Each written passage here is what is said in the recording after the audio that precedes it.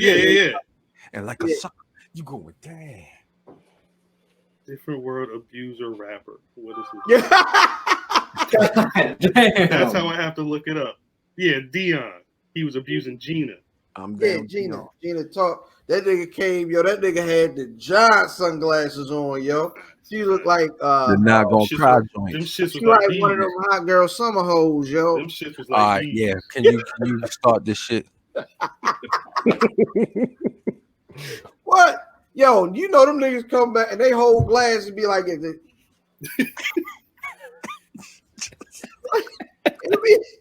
Start the fucking show. Greetings, wrestling fans, and welcome to another jam-packed card of All-Star Wrestling.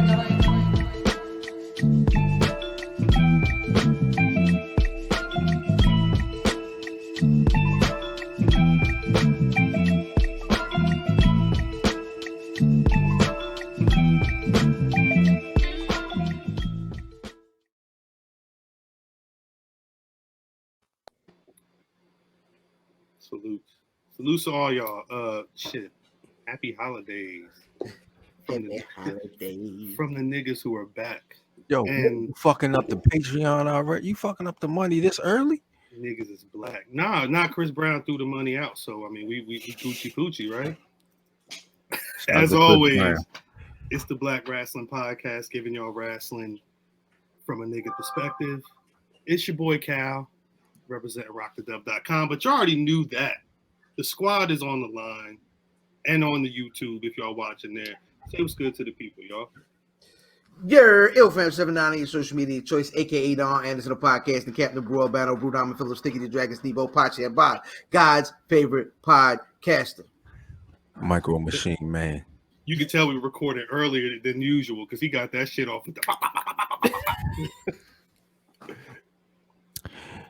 Cal owned the land, but me and fam, we did the construction. Merch making Mav Damon. The one and only stat guy. Fuck all the branches. Any type of branches. Baby boy drip. I hear that bullshit. Talk your shit, son. I love it, but I know it's going to be a headache later on. At this point, this is where Napoleon Dynamite had got the chain and the do-rag. That's his brother. Yeah, that's his brother. Yeah, he's like, Napoleon Dynamite. Kip was like, you know what I mean? Kip was like, Kip, drip. I mean, it's... Now, because this is the last episode of 2020, we wanted to have if you've been listening to the pod, y'all know that we normally try and do some type of year-end award situation. I don't know if one year we might have called them the Blackies. One year we might have called them the Niggies. I don't think we're using those titles.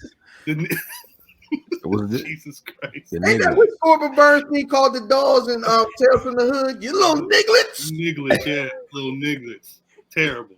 We never get sponsors, he beat the painting with the American flag, and then the blood started dripping out. That shit was ill. Anyway.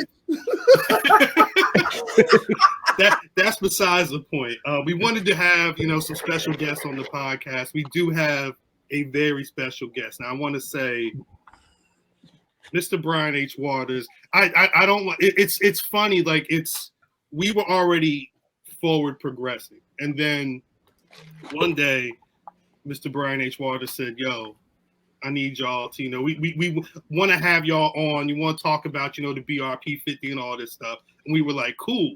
Are you ready? Like, it's a big burden to have us on your show. When he rolled with us, I think that it was great. It was great content. But it's like when you got bad kids and you're like, look, can you watch now? Facts. Brian H. Waters was Robin Harris, and we were Bebe's kids. Just jack the whole situation up. But if we hadn't joined Brian H. Waters that one night early this year, we would not have known about StreamYard. And I will say this: I feel like StreamYard has helped elevate, what we do on a weekly basis. So, I mean, and of course, Brian H. Waters is just a huge supporter, host of the Wrestling Wrealm, and like 50 other shows.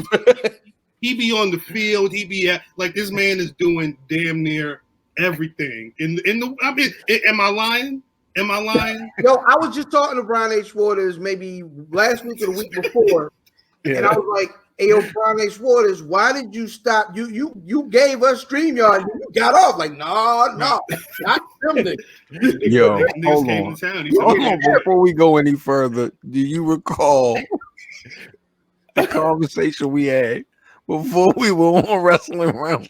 And Brian was like, yo, we don't say nigga. I'm like, man, I'm out. I'm not gonna make it. We ain't gonna make it. I'm gonna get like niggas. But it's one of got a guy. You just have Davis on, and then he won't do it. I was gonna say like Davis, you can come on like. I mean, so it's just every day, like.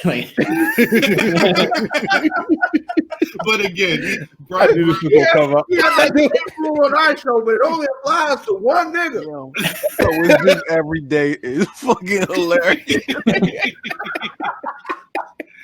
Say all that to say, again, very appreciative of linking up with Brian H. Waters. Glad that Brian H. Waters has joined us for the Black Wrestling Year-End Awards show. Brian H. Waters, you've listened to us banter back and forth for damn near a half hour right now. How are you feeling? Are you good? Like I told y'all when I first got on, I just felt like I just got finished listening to y'all niggas because I was wait. Brian H. Waters, stop it. No, I love Don't it. come over here and not abide by your own rules. No, I love it. Please come over here and not abide by your own. I love it. No, that'd be funny. I get a text from management on the shoot gig. So We started a podcast, Black Wrestling.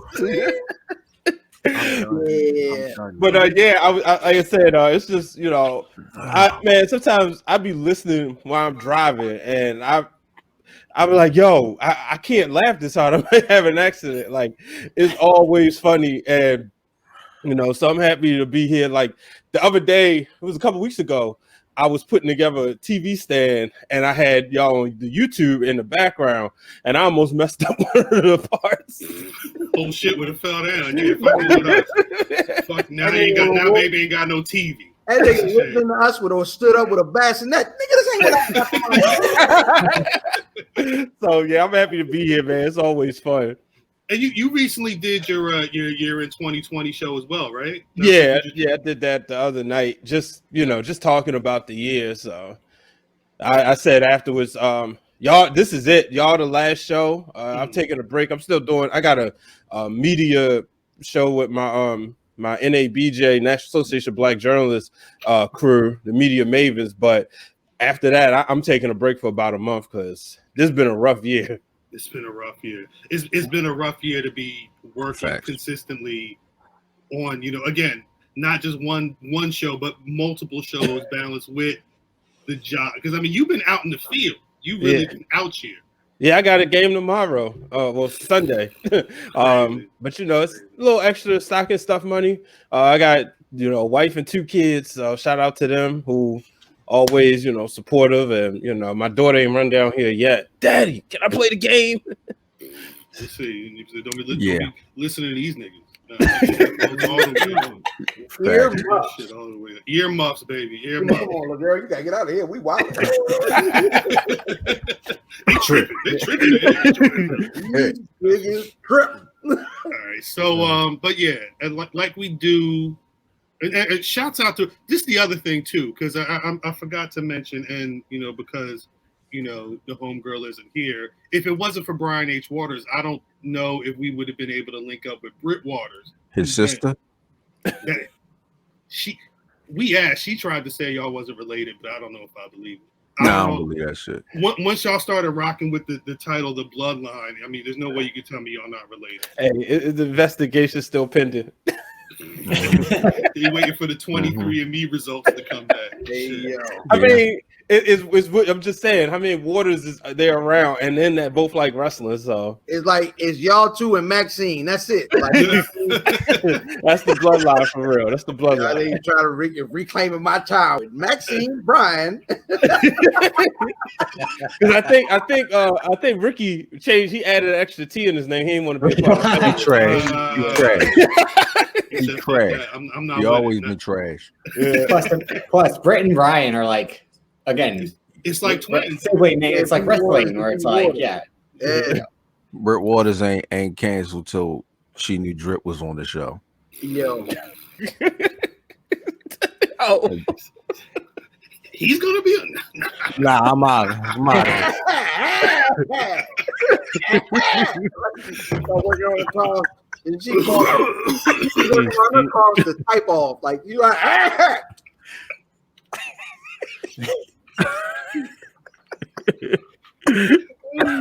All right. So No comment. I love you, Drip. We've got 6 different categories. Random and honestly, Six. Here, yo, add an extra category right now. I need to. Right now. I said, what about wrestler with the most strip? And Cal didn't respond. Wrestler with the. I'm not Drip. I'm not doing a category wrestler with the most drip on a podcast. Or use there's the a man word drip? Hey, Montez literally Ford named is this my man pick. Drip. I'm gonna go. can't do it. Montez Ford wins that award. What about Ricky Starks? He didn't have enough time. Montez Ford. Nah. Ford drip has run for 12 months. But also, I mean, I don't think Ricky is touching Montez Ford's drip. Montez, I ain't gonna do that. he be having the hats. He be like, if you on a Sunday, he'll just have some like he'll look like a luchador, like not or like a bullfighter. There's Bianca Dominic edges Mysterio. all conversation. Bianca edges all conversation. She adds to his drip. yeah, you can't go wrong there. She make it. All right, you won. And it's You no won that. disrespect to Ricky. It's just Ricky looked like he always about to go to a club in Miami. Like it's the Yeah, same. he's the Pebble. Yo. He's the Pebble, as fam says. No, that's the Stone Killer. Here y'all go. Here y'all go. Yo, he does look like the volume shooter of the clip. Stone Killer. You're not wrong. You're not wrong. But yeah, we got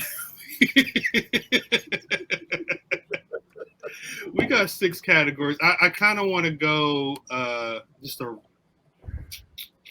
So let's start with the one that everybody felt like they were having the most trouble with best talker of 2020. Nah, that's me. Well, there were a couple folks that said that it was. I was trying to come up with a main and then a runner up, and I didn't really get a runner up. But I'm like Matt, you said you were having trouble with that one.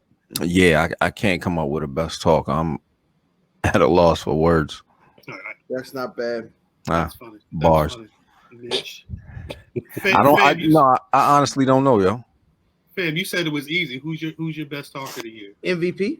Yeah, that's what I thought he was gonna say. Yeah. Wasn't But, thinking about it. but I did have 2 honorable mentions, which I'll let go after y'all get y'all mains off. I said MVP as well. That was Shit. I was going back and forth, but it's like I think when it came to promos, both in and out of the ring, and what he was able to do with that talk, I felt like it was him. And then there were, especially in the WWE, you could say whatever about any other fans, but in WWE, he was talking that shit. So and I'll talk about this when I talk about my honorable mention. But the thing that put him over the most for me as best talker is his words. Not only were they entertaining and made for great television, his words ended up actually turning into actionable items, to quote Sean Corey, and they got stuff done. Right. Who you have, Brian H. Waters? So I actually went with Roman on this one, and this is the reason. I like that. Also on my list. Yeah. Yeah, what I was thinking about is when he came back at the SummerSlam, I couldn't wait for SmackDown to come on. And then after everything he did, it was this is the Roman that I know I've been waiting to see probably for 5 years. So when I looked at it, I said, all right, who's somebody that when they talk, I can't wait to see, it's must-see television, and it's Roman for me. And it's fun. I will say, to interject, it's funny that he because I was thinking the same thing, and he's a guy who has Paul Heyman in his corner. He don't even really like the association is dope, but he don't need Paul Heyman like a Brock Lesnar needed a Paul Heyman. Paul Heyman he's just accenting and adding on to whatever Roman is putting in the ring. Yeah. To me, it seemed like he's scared of, like, when I watch Heyman. He's terrified. Yeah, it looks like he's more terrified of him than he ever was of Lesnar. I'm with it. That's because he ain't used to ride with POCs. Yeah, that's a fact. He might not have rocked with a Samoan SWAT team. Mm-hmm. And then he used to them niggas not having shoes on. Like eating like their fish fillets really be eating fish fillets and it's live fish. Take a whole coconut to his face. Stab shit. Put a fork through the bread, through the fish, all that. Facts. Shout out to you, cuz. My bad.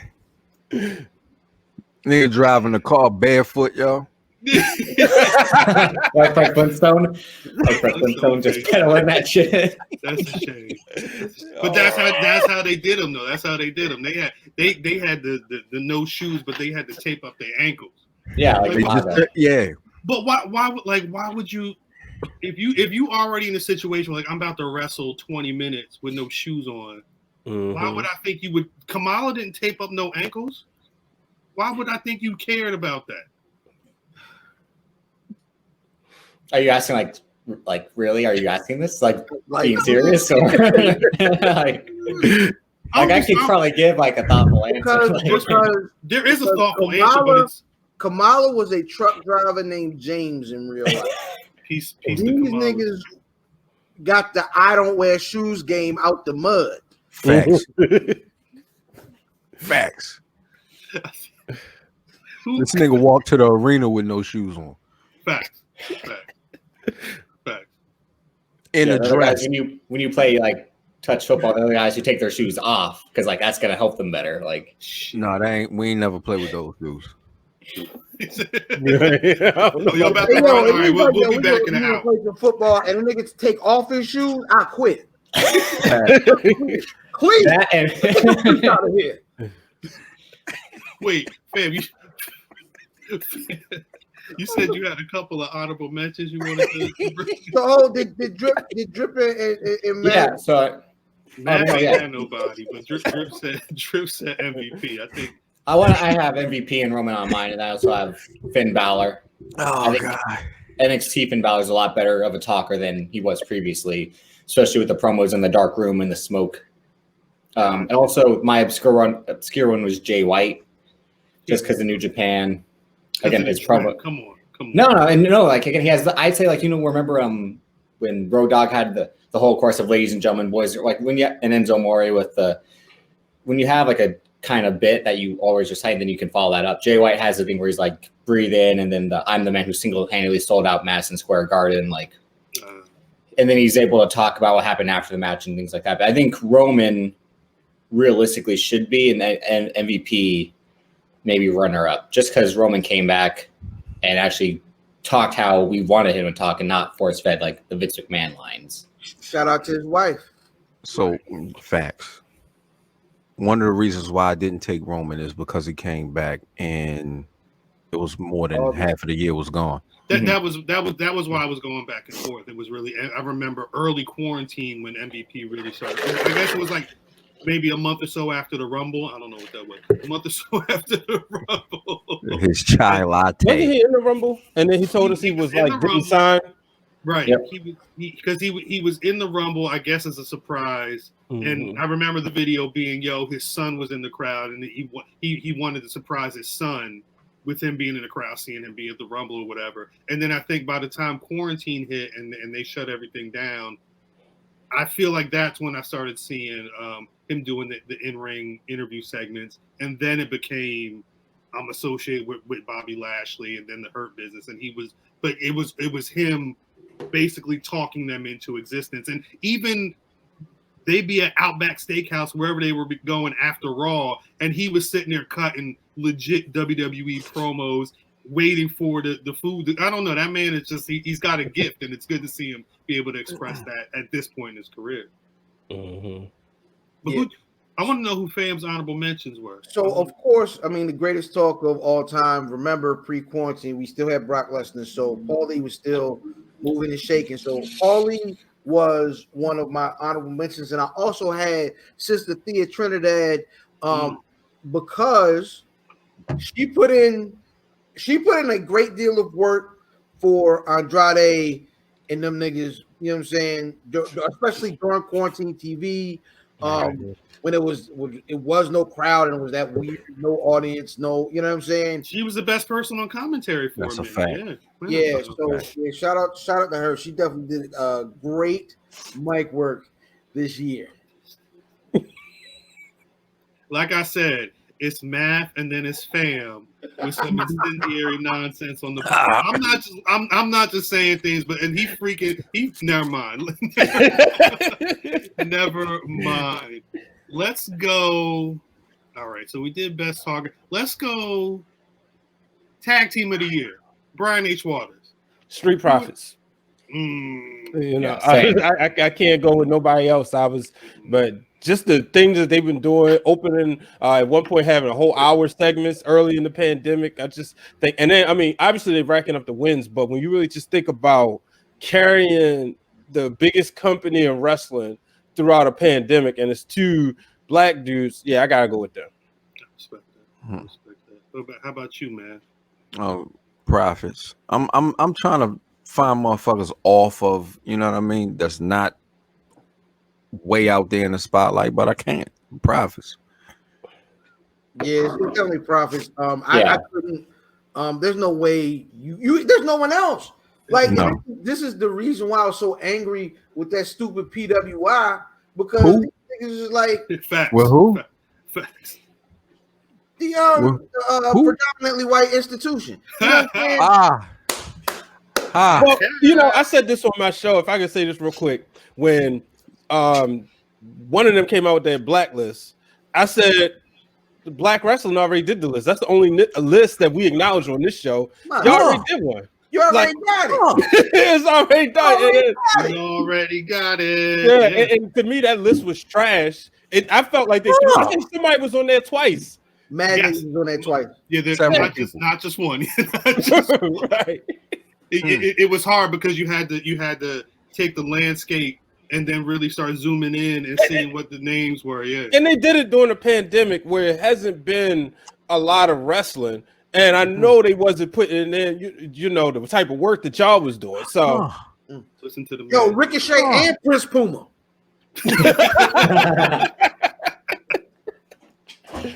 Drip, you said Profits too?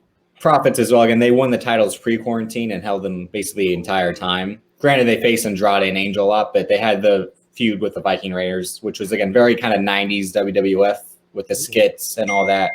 Right. Then they just swapping the belts with the New Day, just like handing them over was dumb, but then that led to a great match. Right. No, they've been putting in work, I think, consistently. The only team, again, that I know if Britt was around, we probably would have got some crazy FTR bullshit. Young Wait. Stop.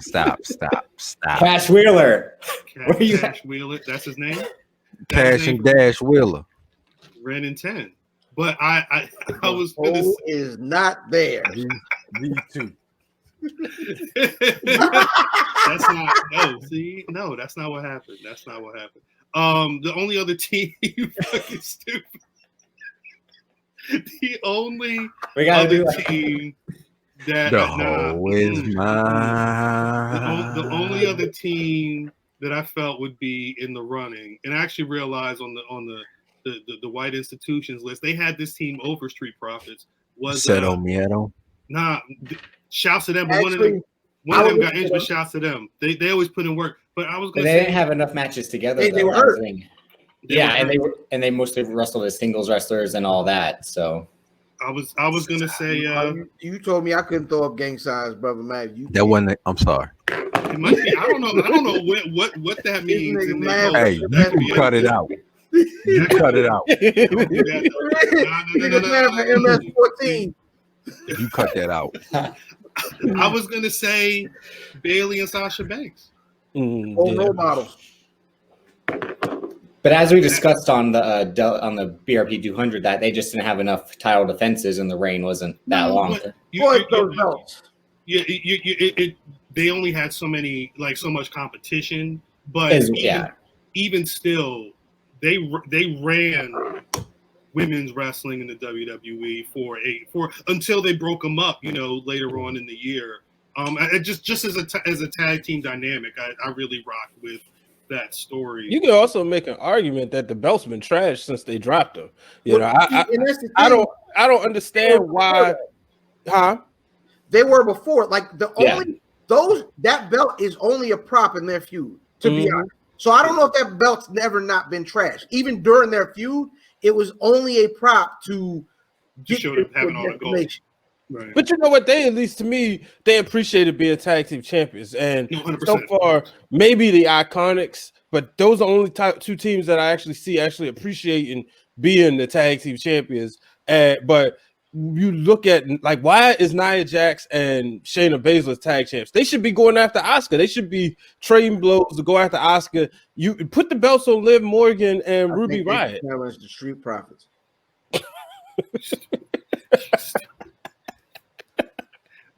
Moving right along. Because never mind. I'm going to finish that. Hey, I'm going to finish that punchline sometime during this show. Here he goes. He got it written down. He ready. Let's talk about. It's a weird. I jacked it from WWE low key. Although they do the oh my god. What was the moment this year that like made y'all really say, holy shit? Like, something that really just what gave y'all that feeling this year? Can I say this one? Go ahead. Can I say this one? Go ahead. Nah, when Impact Wrestling ended their show and had four black men in their main event that was that moment for me. Facts. And that wasn't it for me though. But my honorable mention, I know no one else has. Mm-hmm.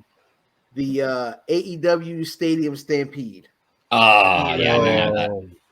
I definitely don't have that one. That's exactly like the whole time you're like, did he just drown that nigga? Yeah. he suplexed this nigga 400 yards. Yo, I'm gonna tell you that might be my favorite thing AEW did all year. Because you like that kind of shit. Your favorite movie, Three Strikes. It's the most pro wrestling thing I've seen all year. They did the thing where Jake Hager, slid Hangman Page on the bar like it was a Western movie. Yeah, after they drank the beers. Yeah. Mm-hmm. Craziness. What about you, Brian H. Waters? What was your holy shit moment of the year?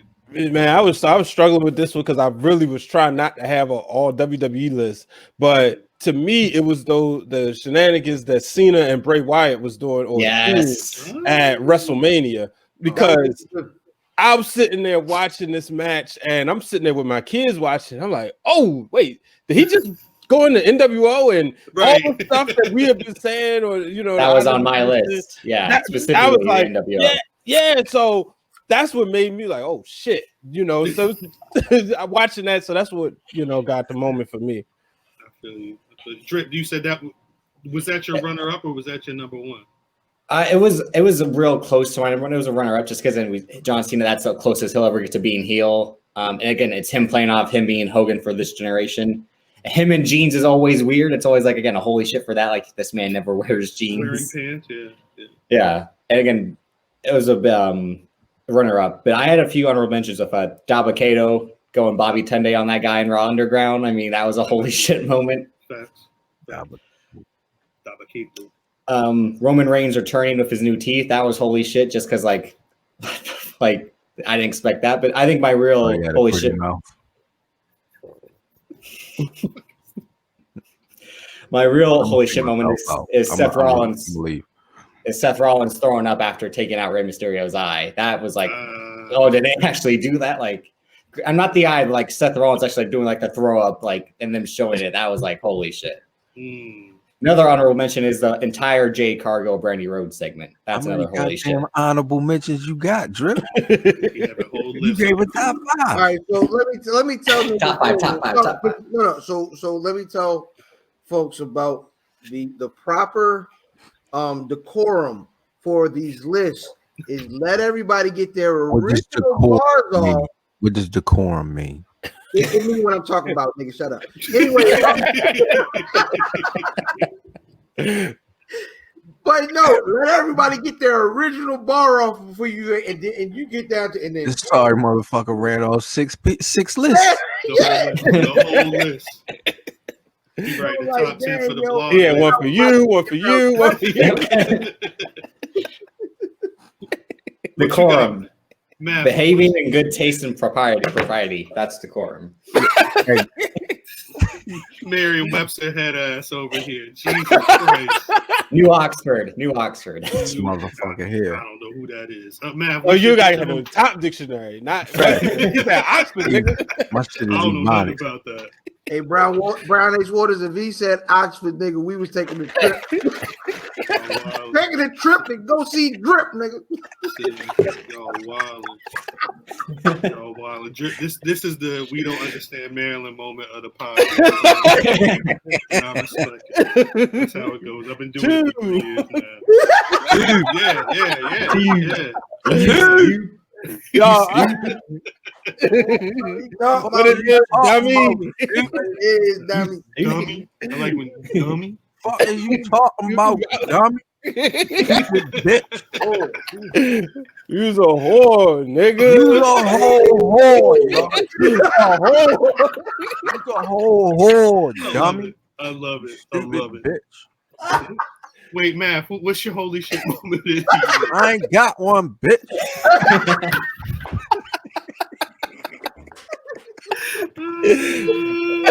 Yo, my holy shit moment is when Chief Keith Lee bounced Adam Cole over the rim. That was this year? That was this year. This Wow. summer. That was in the This summer. summer 2020. That was that was like July, if I'm not mistaken, or sometime. Oh, this been a long ass year. It's been a long ass year. Long as hell. Hey, yo, have they done the Keith Lee spot on the main roster where the camera doesn't see him and he rises No. up? No, only in NXT. Yeah. Only NXT. Huh. He was doing it right up until he left, right? I think Because that's Yep. because NXT knew how to use him. That's why they use that camera angle. Yeah. Huh. Ah! Let's go back to training, Nick. God dang, they said they need to see this back down. We ain't never gonna make it now, Brian H. Waters. It's your fault. The views was not represented by the Black Rasslin podcast. That was all on me. Nah, they gonna say, no, them niggas did it. It's funny. I think it's funny that Math's holy shipment one had Adam Cole in it. That's just That's amazing. A couple of mine actually had Adam I was Cole. gonna say, I would say Pat McAfee, the match with Pat McAfee, if it was on your holy shit moment. Nah, not when he booted. Not when he booted him. I enjoyed it, but that wasn't a holy shit moment. I did enjoy it. Chat boot. I pieced the drip for including the Jade Cargill. I definitely one of my runners up was just Brandy Rhodes saying heifer. Like, that's when that entire segment was holy shit. Just in terms of like the good, the bad, all of it. The good, the bad, and the no, but the problem,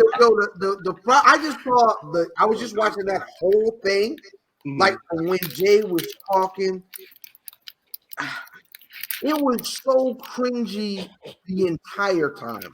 Like she get to talking, she was like, "Unless I sent for you," I was like, "Oh, come on, man. You ain't never sent for nothing that ain't come from Amazon, ho. You shut up." Like, damn. Yep. This. I'm glad this episode is when it is. It's the last one. 20 grand opening. They gonna make the personnel changes 2021. It's gonna be stripping failure. All right, so listen, this is what we're doing. It's the Rain and 10 wrestling podcast. The Maryland niggas was too wild. But my number, I was thinking about the Keith Lee as well, but my number one moment, holy shit moment, when I think back about the year was Brock Lesnar in those 13 Royal Rumble eliminations. I think Yeah. him owning the fact that they let it, and it wasn't just the fact that he owned like the first half of that Rumble, but then the setup with Drew and all that stuff. I don't know. I holy shit, the WWE might actually know how to tell a story. And they stuck with it, and it quarantined, so it kind of faltered. But that whole Brock Lesnar owning the Royal Rumble to me was the one. So it's funny you mentioned the Rumble there. That was one of the last like wrestling things I did in public. Was we went to Jimmy's Famous and watched the Rumble. The energy in that place really matched what went on in that arena when Edge came out and was crying. The niggas in Jimmy's upstairs and the upstairs bars was and I was like, niggas gonna come down here. me personally, I wasn't that enthralled with a Edge comeback because I was at his last match and I didn't want him to come back because then I'm not at his last match no more. Anyway, but the fact is Eve, like other people's energy in the room will bring your energy up. So yeah, I would have to throw the Edge moment in that Rumble too. That men's Rumble had a lot of amazing moments. We'll talk about it. Going back to it, yeah. I think I already know what that means. But before we get to that, actually, no, fuck it. Match of the year. Let's go. I had the men's 2020 Rumble. It was so good they had to run it back on Raw early quarantine. You almost wish they kind of did that more often. But I remember I was doing something. I was like, I don't know if I got the energy to watch Raw. But then when they mentioned that they were going to just run that whole ship, I was like, you know what? Let me tune in and being able to see the Keith Lee Brock Lesnar standoff. You know, again, the Edge moment, a lot of that stuff. It's very memorable, especially compared to a lot of previous Rumbles from the last couple of years. It also had the only time this year that Kofi didn't look like a whore for the way he lost his championship. Right. He came in and he got more time in the Rumble with Brock Lesnar than he did on Fox. That's you facts. Know what I'm saying? So facts. It was him. I think Mysterio at the end. Either way, it was. We got that. We got Keith Lee. Oh, who is this big muff? Like the whole everything with Brock Lesnar. I don't know who booked that, but it was some of my favorite wrestling stuff of the year. It was like Shane McMahon, Jamie Noble, and a few other people. I'll look it up real quick. Was it? I think Pat Patterson as well. Yeah, maybe it was. There was a whole committee of. I'll go with him.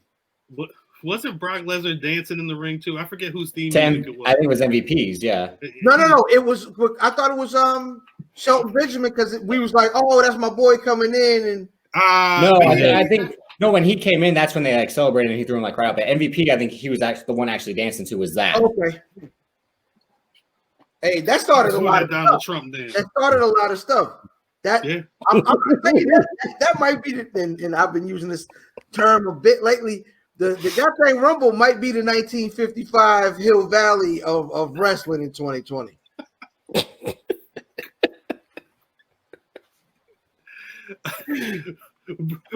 Brian H. Waters, you got a match of the year. Yeah, and I don't know if anybody gonna have this one, but I got Roman and Jay because of the story that was being told throughout that match. The one at the Clash. Yeah, the first one. Yeah, that was my runner-up. Yeah, just thinking about family, that family dynamic, and you sitting there like going into the match, you knew Jay wasn't going to win. We've been watching wrestling long enough, but I think when you can take a match where you automatically know somebody's not going to win, and you can almost make it believable, like Brock Lesnar did that with AJ Styles and Daniel Bryan, which pisses me off. The reason why Kofi got done the way he did. Yes. But when you look at the way everything went down with Roman and Jay, you saw how it was like relatable. And to me, that's what was match of the year. It's not about the stupid star rating that the nerd does, but this right here made sense. Right here. No. I know. Fair is fair. Fair is fair. FDM, man. FDM. Well, actually, it's yeah. It's only 4.25 stars. Okay. Yeah, I always you said grip you 5 subtract star this. Ref bumps are minus 5 points. In 2021, I'm gonna be honest. In 2021, as gentlemen who have been trailblazers of content in the African American wrestling community, we need to come up with a rating system that holds the value that source mics hold. I don't care about Melter stars. Okay. We got to figure out what's the symbol. It's Black and Mouse. Yeah, 15. Look at coconuts. That was a five black match, and you know that shit was impeccable. Shit was fire. That match was 7 5s. 7 5. Real quick, I got who booked the 2020 Rumble match. It was Shane McMahon, Chris Abyss Park, Jamie Noble, and Lance Storm are chiefly responsible for the men's Rumble. The Abyss? Yeah, Abyss from TNT. Abyss has been backstage and getting busy a lot. I didn't know he was able to carry that much, Neither did I. weight, for it, because that is setting the stage for what the WrestleMania main event is going to be. That's crazy. But just think about from a business standpoint, you always got your vets in there, but you always want to bring some new blood, somebody who hasn't been. You know how it is in corporate America. You want to bring in that new person because they're gonna have fresh ideas. So it makes sense. Yeah. No, you're not wrong. Drip, what you got for the match of the year? My honorable mention. I've talked about these two matches. God damn it! No, I only have two. I only have two, but my honorable mention is Pac versus Orange Cassidy at AEW Revolution. I'd say that's kind of the best all-around wrestling match in terms of it's got comedy, it's got serious technical wrestling, it's got high-flying wrestling, the storytelling, it's got the best crowd interaction, and watch that now and hear a crowd pop for Revolution, everything. That's their February pay-per-view. February. It'll be February this year. It was late January last year, I believe. So they were able to get a crowd involved. Okay. Yeah, no, that's the thing. It was like one of the 4 pay-per-views that happened before quarantine in terms of America, but I would show that to someone introducing the wrestling, just in terms of what would I think that makes wrestling good is all of this. It's got everything rolled into one. But my match of the year is Finn Balor, Kyle O'Reilly at NXT TakeOver 31. Just hard hitting, 2 warrior poets just beating the shit out of each other. Trash. That was a good match. Breaking jaws, breaking teeth, just I don't know. And now they're gonna have a rematch. They're gonna have a rematch to fight to the death. Basically, that's what it's gonna be. Oh God! I would be honest. The death of the viewer. Match. Wasn't Kyle O'Reilly not doing anything, and then he started getting those decent matches? Kyle O'Reilly is what everybody thinks Adam Cole is. I'm sorry. Kyle O'Reilly is the next Daniel Bryan. If he ever got to the main roster, he could be Daniel Bryan. What you have, man? My honorable mention is Adam Cole and Tommaso Ciampa at TakeOver Portland. That was a good match. Yep. My match of the year is Io Shirai, Charlotte, and Rhea Ripley. Hey, I'm gonna be honest. I look at Charlotte the way y'all niggas look at Adam Cole. No, I look at it that way too. Charlotte is good for the division. At this point, keep her away from the title. My honorable mention for match of the year was that Walter Dragunov match. Yeah. Talk about hard hitting. Yeah. They also. My other one was Keith Lee and Dijakovic. Every time they get in the ring together. Facts. My bad. I ain't mean to throw out that many honorable mentions before Cal. No, that's all good. It's all good. Shouts to Brian H. Waters for mentioning the clash match between Roman and Jay. That was my runner-up. When Drip mentioned, the match that he would show somebody who wasn't watching pro wrestling, that's my number one. And I actually went back and watched the highlights last night. It was and it's a random SmackDown match. but it was Daniel Bryan and AJ Styles. It was June 12th for the Intercontinental Championship. That's when AJ won the title. Mhm. When I go back and think about like going hold for hold, being able to do technical stuff and mat work, but also them being able to pull out, they just two of the best living wrestlers going down right now. I used to be a much bigger fan of AJ Styles than I am now, but again, rewatching, the highlights of that on YouTube and seeing the way him and Daniel Bryan interacted, I'm still shocked. I'm like, no, don't hit Bryan in the face. Don't keep punching him in the head. Yeah, word. Yeah.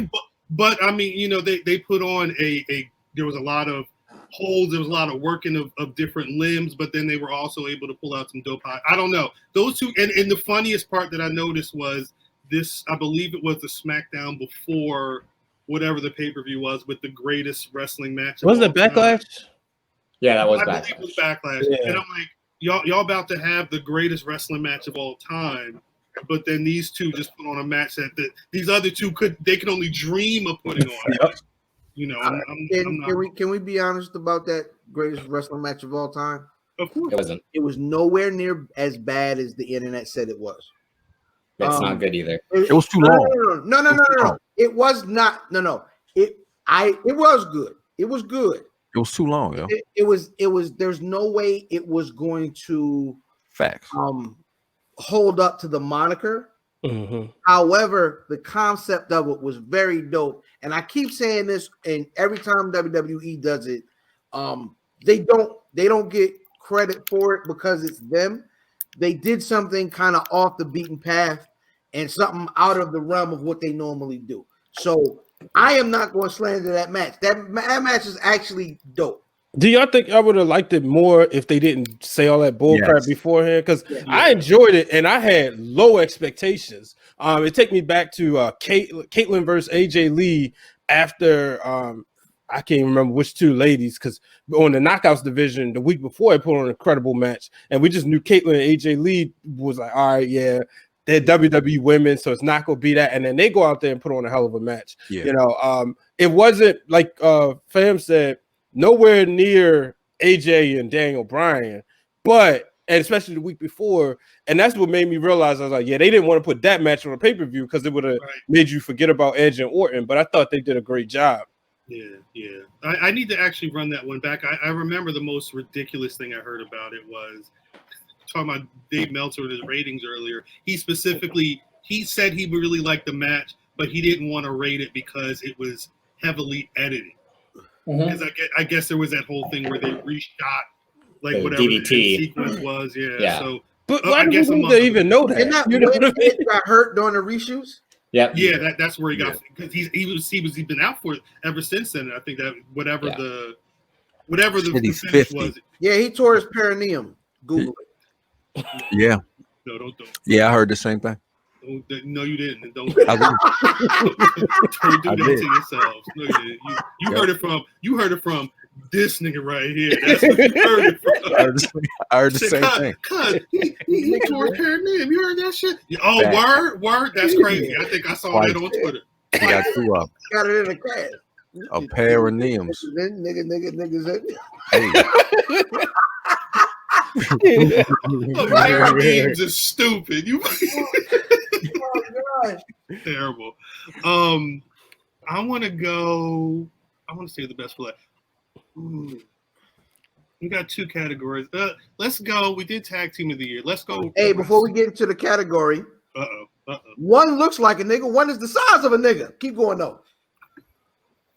Stop it.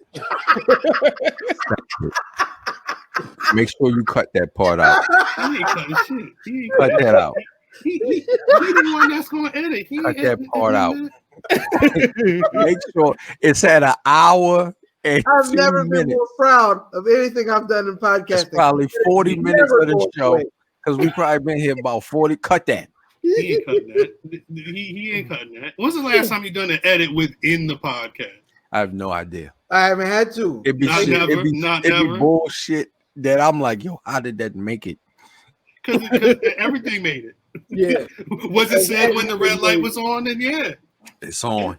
It's on. It's on. Nah, it's fucking stupid. That top wrestling 2-piece. The fact that he told you he was gonna fit it in, pause, is absolutely insane. Oh gosh. That it comes from nowhere.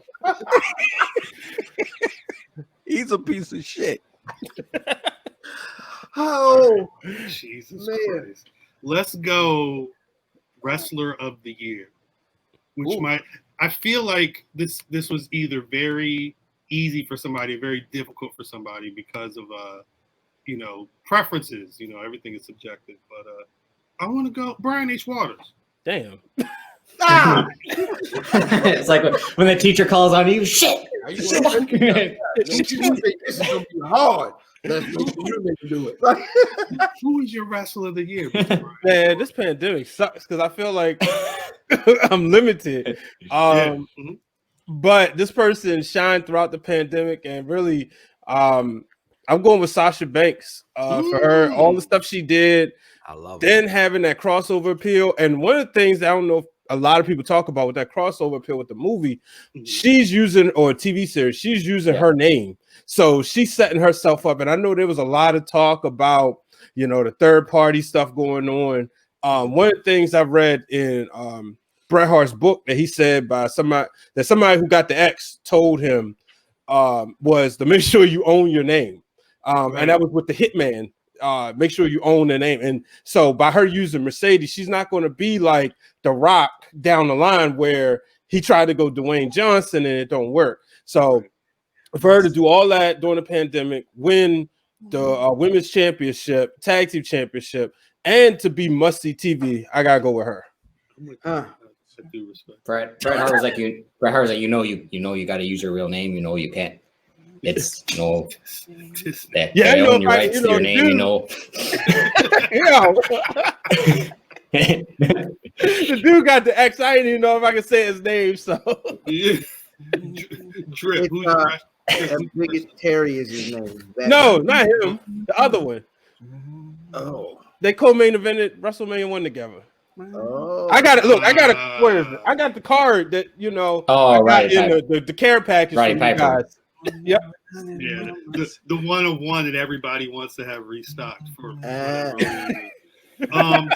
Drip, who's your wrestler of the year? Well, Sasha Banks is on my list. It's tough. I have like 3 others where I'm like that I could pick. Just do your pick. Who's your pick? Not your honorable mentions yet. I know. I'm gonna. Yeah. I'm gonna go with Finn Balor. He was really high on your list this year. Because they're the same height.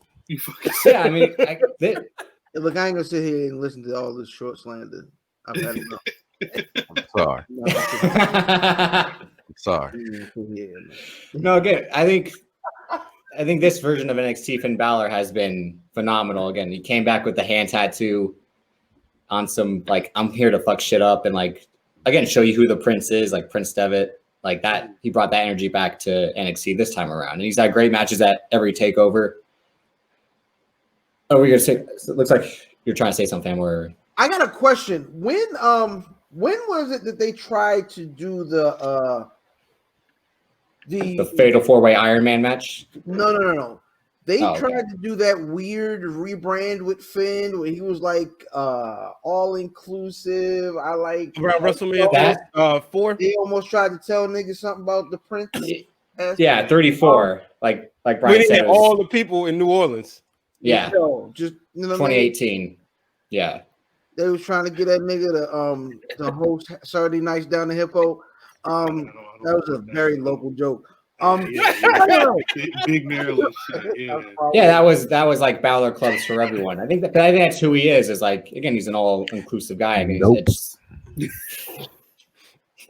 I don't know what they were trying to do or where that was going. But they were really trying to brand Finn as like the gay ally.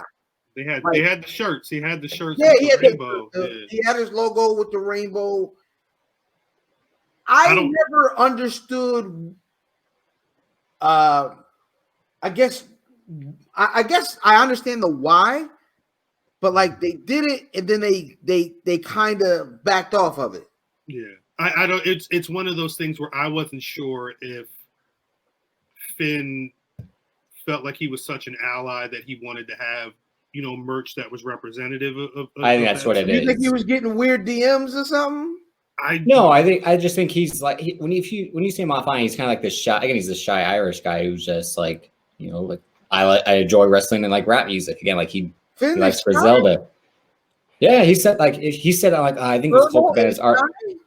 Yeah, on Colt Cabana's Art of Wrestling, he said something like, I'm a very shy guy because like it was like a podcast interview. He's like, I never do this because like I don't like to talk, but no. So yeah, I know what you mean. I think that was his decision to be Balor Club for everyone, and like Kyle was saying, like I don't think they had someone who as a star until like maybe Sonya Deville that was like the star for the LGBTQ community. Again, they had Darren Young, but then they let him go.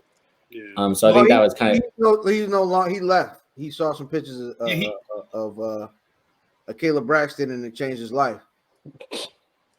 You look. Yeah, I see this nigga Mike. Mute this nigga Mike. Mute his mic. Brian Waters. I know you know a way to mute his mic. What's the StreamYard hack to mute the I haven't figured that out yet. Get this nigga out of here, man. Did not go from Darren to mute mics. Don't do that, fam. Who's your wrestler of the year? Jesus Christ. Oscar. Oscar was the most consistent pro wrestler. De La Hoya, January to December. Oscar De La Hoya. She ran the division consistently with or without a feud in January, and she is still around all the titles today. And she was never in a feud this year where there was a question of who was the most important person in this. It was always Asuka, especially when her wrestling. There was the one night where she wrestled Bayley and Sasha, the same fucking pay-per-view, like SummerSlam. Yeah, she puts in work. She puts in work. I respect her. And she stopped Lana from going through tables. Yeah, I'll never forgive her for that. Yeah, I was saying, is that something we want to celebrate? Damn, Miro did. Brother Mitch, who's your wrestler of the year? I got several runners up. This nigga is a whole whore, yo. But I'm just gonna go. No, I'm just going straight with my pick. Straight shooting. Chris Bay. Salute. Hey. I mean, it makes sense. He was in the best feud, the best running feud of the year. Right. Him and Willie Mack put on the best series of matches of any promotion this year. So yeah, I like that answer. He was my one runner up. I was actually kind of surprised. I love the diversity of this of everybody's selections, but you're right. Because when it comes to matters of opinion, the Black Wrestling Podcast is always right. Facts. Facts. And in saying that, I feel like I could not go with anybody being the best wrestler of the year other than Roman Reigns, the tribal chief. I mean, look. He was my runner-up. He was my runner-up. On my list, yeah. Back during Mania, I didn't know if he was even going to be coming back. You know, he was still trying to make sure that with his illness, he wasn't, out in the elements. There was backstage stories of him actually be like, you know what? Fuck this. And they had to like change everything to going on. But we've mentioned it a couple times.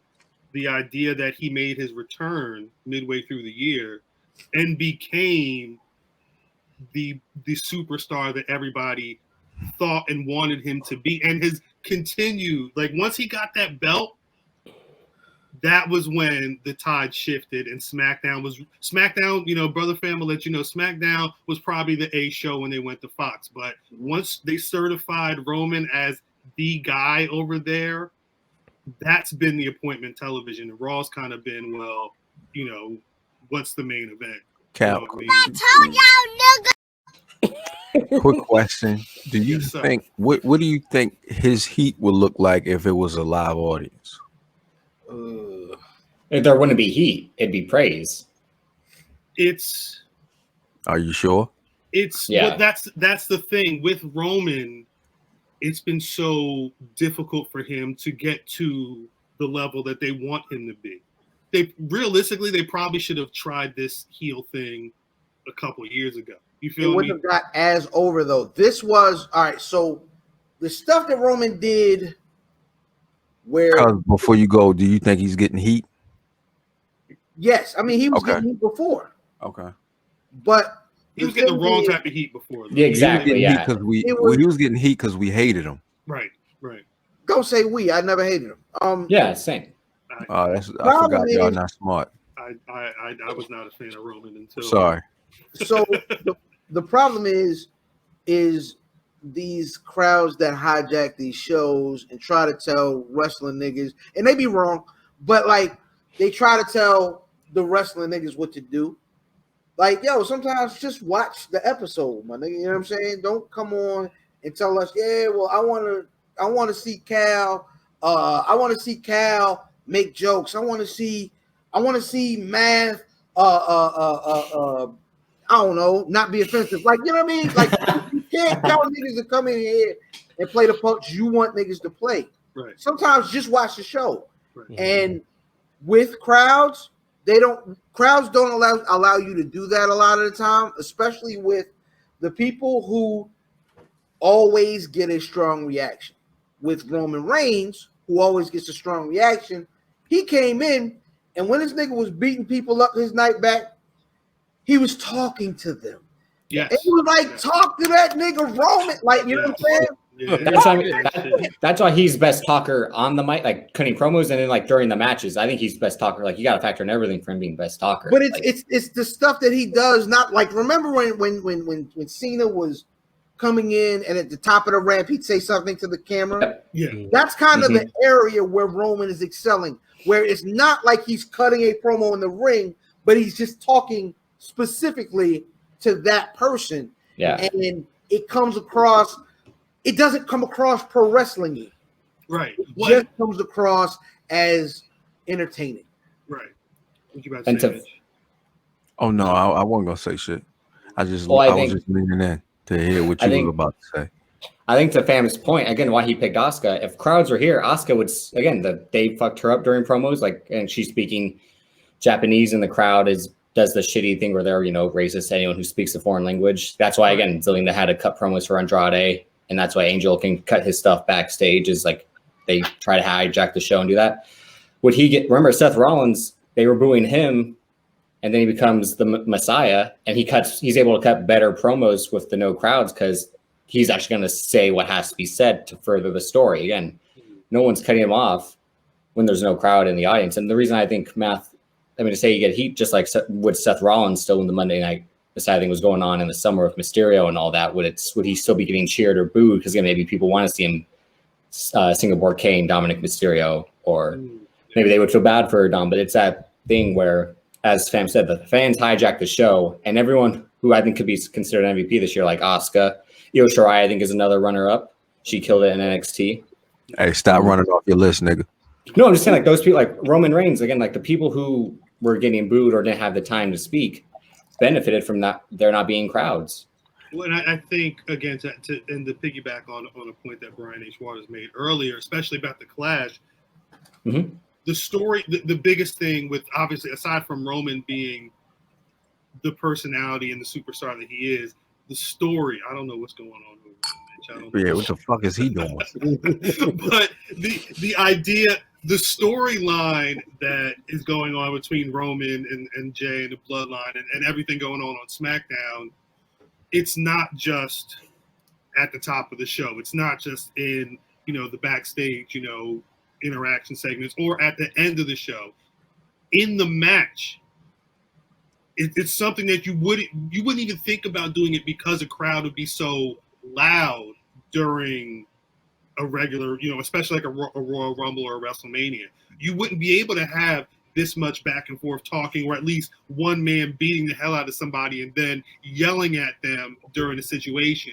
Those elements really enhanced what was going on in the story, and I think you need a certain type of superstar to pull that off. I think Roman, as he's getting more comfortable, was able to be a lot less of what they tried to initially make him and be a little bit more of this, tough, older, stern family member who is going to give you, because you could tell he loves his cousins, but he's not going to let them disrespect it. He's not going to let them fuck his money up because his money is feeding them. I don't know. It adds so many layers to it. And I think if we weren't in a quarantine where there's no audience and you don't have that ability to add elements like that to the match, it could have been different. Although if they still went the same route of Roman linking with Paul Heyman, I think audiences would have still loved what was going on.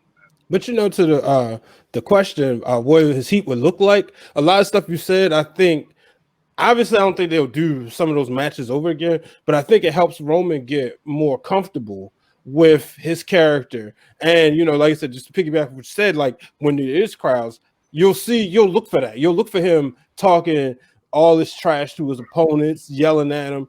And I think that's going to help him draw more heat. But you're going to have a beloved babyface. And I'm talking like Daniel Bryan levels of 2014 when that time comes. Or, I don't know, like right now, I don't see that guy on SmackDown. But you're going to have that superstar that, as Austin would say, white meat babyface to really make people hate Roman when that time comes, because people go cheer him just on the strength that this is the Roman we wanted to see. And the answer ain't Brock Lesnar. No, that's a storyline that is probably going to happen because it's Heyman. But that was the thing. Shouts out to my homie Chops and them at the podcast that they do over at the Empire. When they have Roman on, that was what he was saying. He was like, look, you need me to be the guy at the top. You need me to be the king of the mountain, because when it's time for somebody to knock me off of that spot, it's going to make that a much bigger deal because of how long it's taken me and what I've been able to do in this reign of destruction. So, it would behoove Vince and the rest of them to really come up with that real baby face, and I don't know if they got it in them yet. It damn sure ain't Kylie Watson. No, it's not Kylie Watson. I thought Kevin Owens is getting murdered on SmackDown. They threw the whole murdered. show. I love it. Listen, Kevin Owens is doing the Lord's work over there. I love it. He's gonna be seeing the Lord if they keep throwing ladders on top of him too. That's good. That's really good. I thought Jeff Jarrett was the king of the mountain. No. Don't do that. Don't do that. Don't you ever do that.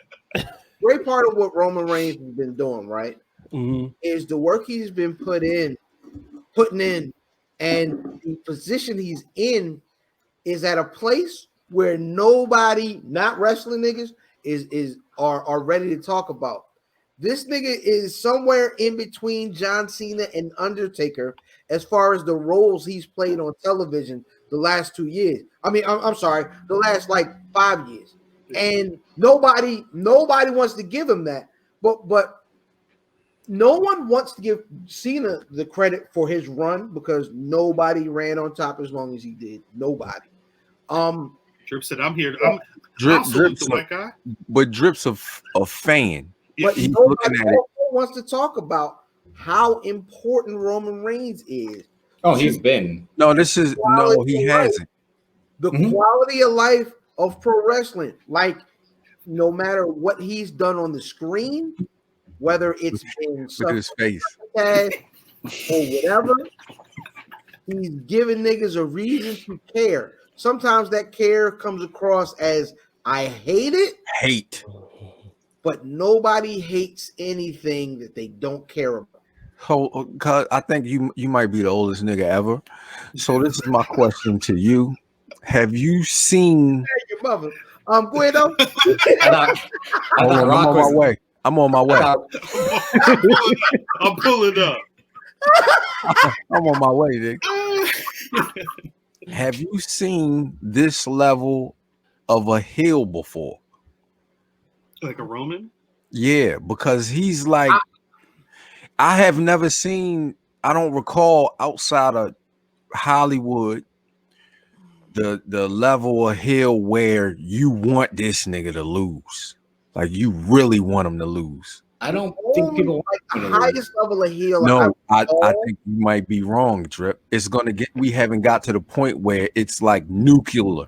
Or we also haven't seen, again, like to Matt's point earlier, fans live reaction to Roman. We know what's on Twitter, we know what people are saying in Discords and whatnot, but the real test is going to be that first pay-per-view with Roman with the belt as a heel in front of a crowd, and see how because they've been, I don't want to say they've trained themselves to have an adverse reaction to him when he was trying to be a babyface. So who knows what it's going to, if they're going to still walk in and be like, this is Roman, fuck Roman. We booed him. You don't think Tommaso Ciampa had it? That nuclear heat back in what was it, 17, 18? 2018 again, because Johnny Gargano was ultimate baby face. But like when he had that old lady, it seemed like he had everybody hating him. Well, no. But yes, but on the I hate that nigga now. That's something different though. That's something it's different. I like now it's just watching him, it's just but before he was like, you wanted to see him get beat. Yeah.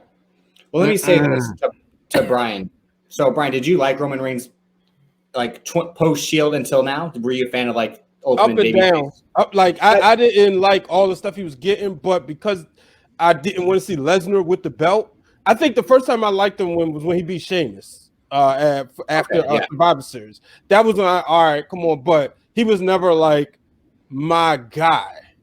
It was after TLC, because he won Survivor Series, Sheamus cashed in, and then and I hated Sheamus, so it was more of I wanted him, like all the other times when Roman was winning is because I didn't want to see Triple H with the belt, or I didn't want to see Brock with the belt. So that's what I'm saying. It's by proxy you wanted him. See, I think like, well, shout out to Greg for being one of the, and Chris Stan for being the biggest Roman supporters the whole time. Mm-hmm. And I've always liked him. I just hate how he was being used. Like, but I was never like at any time, as I'm saying, like I hate him because he's being this guy's like I knew he could play this heel character if they let him, but I wasn't gonna hate him until that. I was like, no, like he can put on great matches.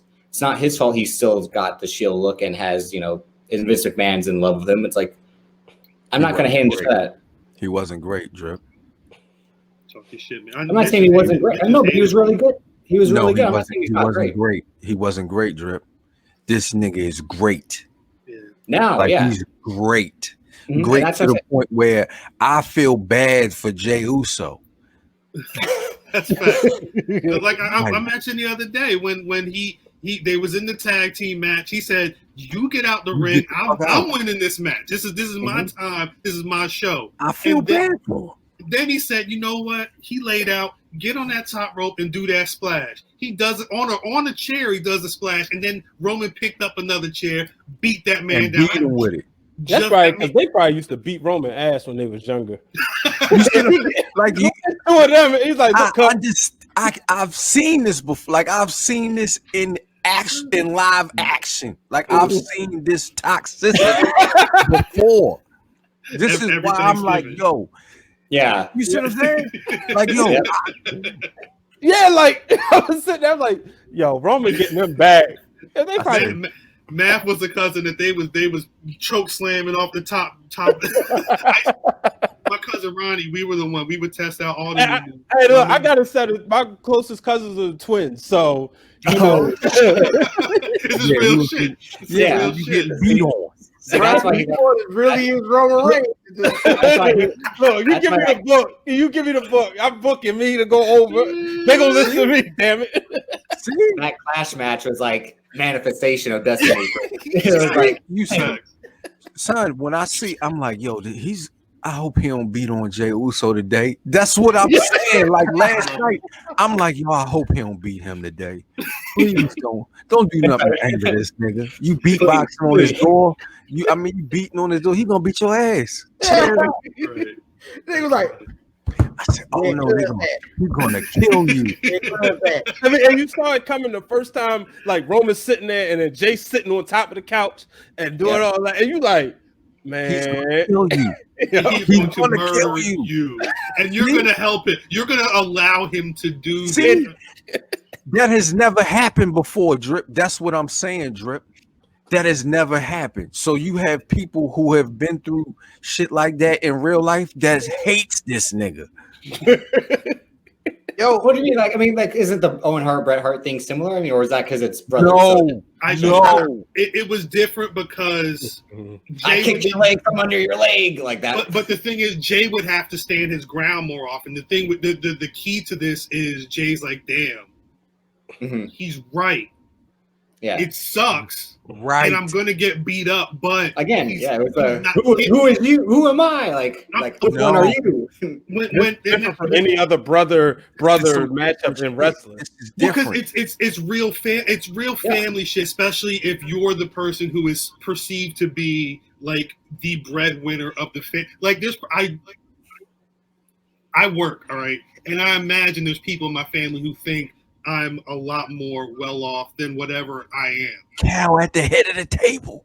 Yeah, like it's what was it? It was, I don't know if people watched.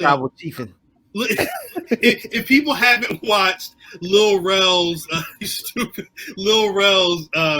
last HBO special, he went for like a 40-minute bit about how the funeral. He had to pay for a family member's funeral, and they wanted the limo. They wanted because they saw that he was on TV or in the movie. If he had it or if he didn't have it, it don't matter. And I think Jay, the strand of Jay being like, shit, if Roman's not on top and he's not eating, when getting that right enough for everybody else, so we got to do this. We have to do. Listen to Cal Bocato. Like Matt said, every time he get out there and Jay, like, he'll get the best of somebody, and like Kevin Owens, and then all of a sudden Owens start beating him up. You're like, oh man, now Roman about to fuck up him. Yeah. He's going to kill you, Jay. Yeah, this is different. I'm going around my family. Like I'm the head of the table. And you lose a fight when you young. Yeah, you come home and you have to learn. Right. Right. You duck your hands. There's a lot of mothers who said, "Look, you gonna go fight him. If you lose that fight, I'm gonna beat your ass." That's it. That's the whole. That's the relationship, Drip. You ain't gonna. That's what I'm saying. So when he loses, it's gonna be a sigh of relief around the world for niggas who was beat on. No, it might not be because he might just take it out on them. No, that's what I was gonna say. It's gonna be even worse. He might take it out. He might beat both Jay. It's gonna take Dwayne coming back. Nah, he's gonna beat Rikishi too.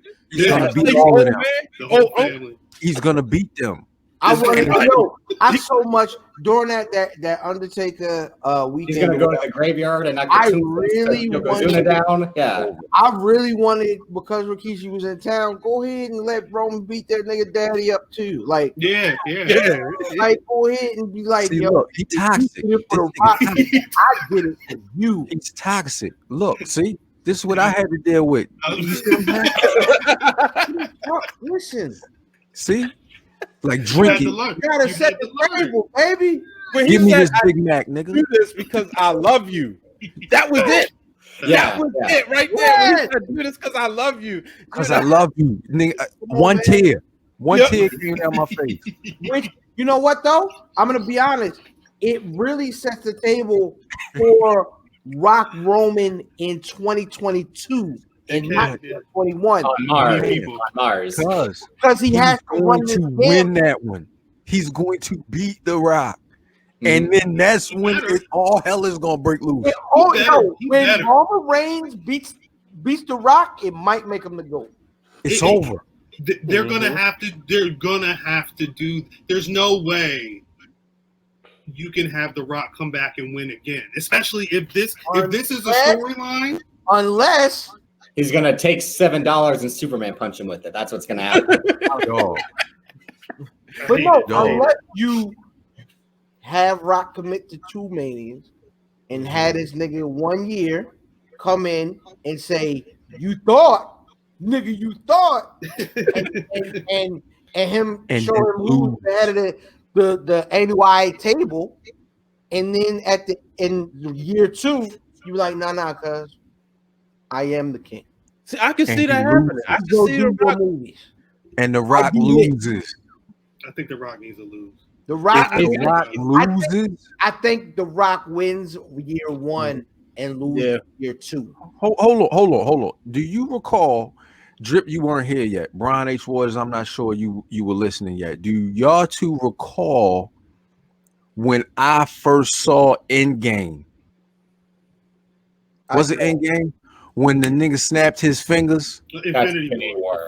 Infinity War. When he snapped his fingers, and I saw it months after y'all two, and I was in shock. Devastated. Yeah. Devastated. I do remember. When he beats The Rock. That's when he started saying Thanos. When he first started talking about Thanos. Thanos. When Thanos snapped his finger, I was devastated for like 4 weeks. Yeah. How could they do that? How? What's funny is I saw Infinity War like opening night, and then I think a few days later, the girl I was seeing at the time, we went and saw it, and I was like, I know what's gonna happen with the snap, and I was like, I want to see what her reaction was like, and especially like, well, you know what happened, well, you know who disappeared. Did. Yeah, and this again right after. This is right after Black Panther. When The Rock loses, he gotta lose. You gotta do. But that's the thing. Everybody did.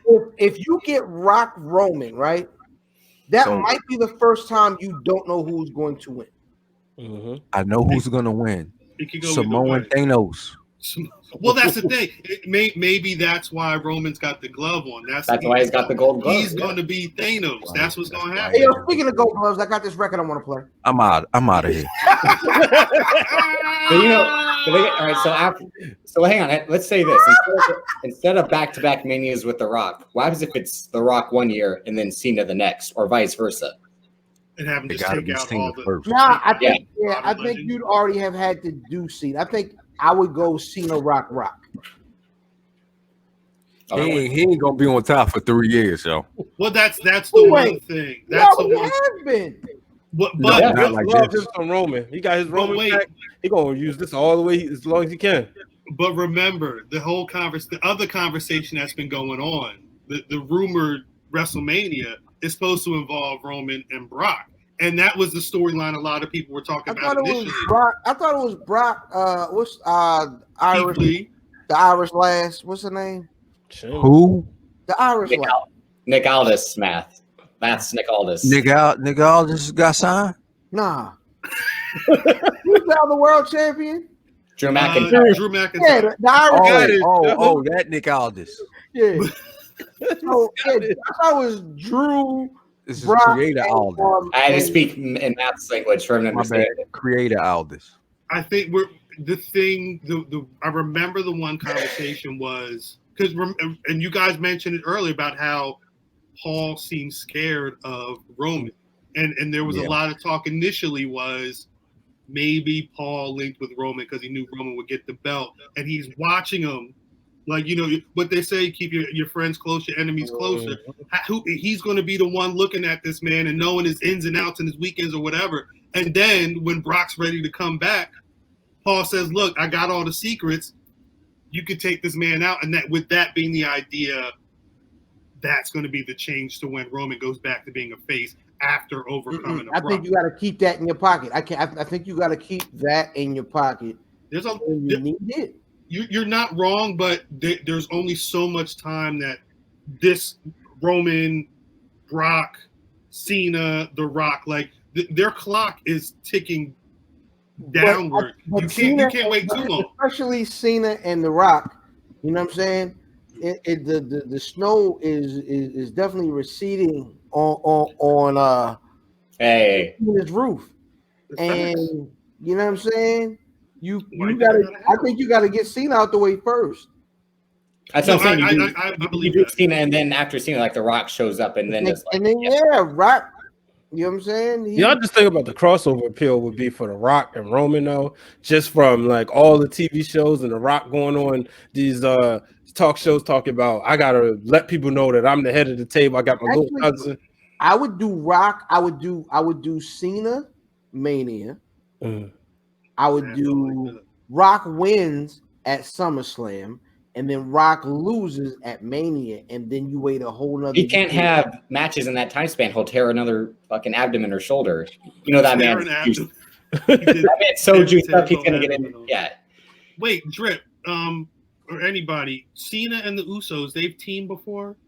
Yeah, when they face the Wyatts. You could have a storyline where that's when Jey Uso breaks from the family.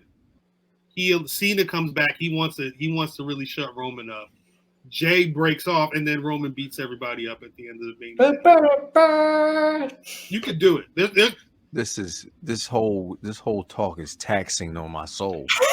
That's why again. It's because we have no idea what 2020. I'm too invested in this. I'll just say, can you imagine? No. A fatal four-way: Brock, Rock, Cloud. Roman and Cena. Can you imagine? All right, we done got this vaccine out. Crowds are coming back, and we're going to have our first crowds at WrestleMania weekend. Can you imagine? I'm not going to that. What the first crowd reaction to Roman Reigns beating the shit out of John Cena against a returning John Cena? It'll be huge. Nigga, if you in the middle of that crowd, your ears ain't gonna work tomorrow. Well, and that's what they're gonna have to stack up for. Remember that they still got that's their biggest show of the year. They want to pull that gate, especially if a vaccine is available and you got people able to come from this nigga drinking the vaccine. Look. Man, I'm like 200,000 plus behind in line for one. If I wanted one, like you go to New York Times and see where you would rank based on your situation. So my cousin got the vaccine this weekend, yesterday, and she she's fine, of course. She has since turned into a Camaro. That's very funny. That's very funny. That's the 21st. That is the 21st.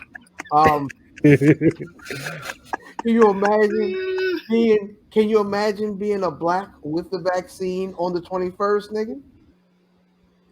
Activated. You have activated all of the stones. Yeah, you are definitely at that point. You could shut down half the universe. You snap your fingers and they turn into a Popeyes. The whole world is a Popeyes. Turns into a Popeyes. All right, I think the fact that we went on such a tangent after mentioning Roman Reigns being one of the best wrestlers of the year kind of proves where he is status wise with everything. We're really about to see Roman as the GOAT.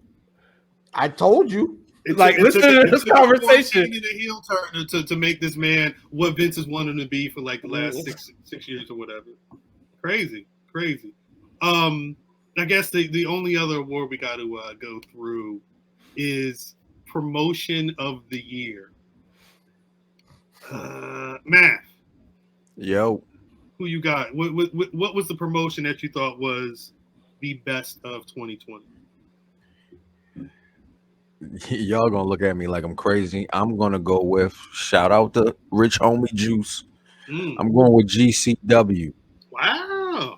I'm going with GCW just based off of the independent run that they got going on and all of the eyes that are on them now. It's incredible to me.